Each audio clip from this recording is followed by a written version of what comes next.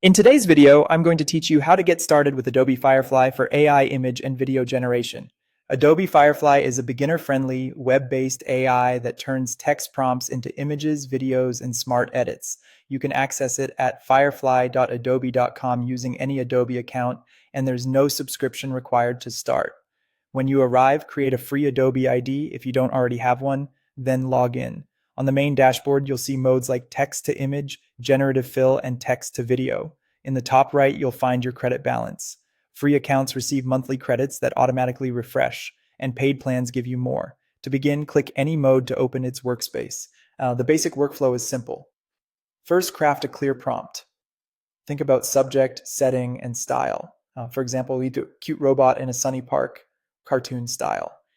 Adding details like lighting or mood, such as soft morning light or playful atmosphere, helps the model understand what you want.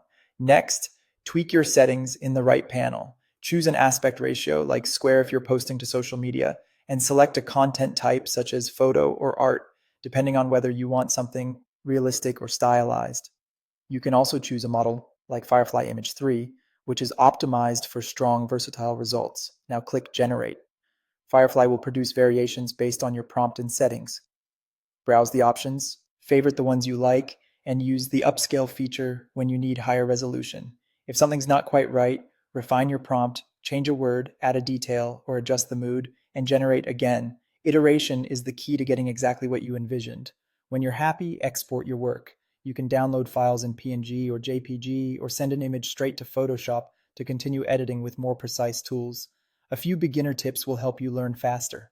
Start with simple prompts so you can see how the AI responds to small changes. If you need consistent results across multiple images or edits, use a reference image to guide the style or subject. And don't forget the Learn tab in Adobe's help resources. They're full of prompt examples and walkthroughs. Community forums are also great for inspiration and troubleshooting. Finally, keep an eye on your credits so you can plan your sessions.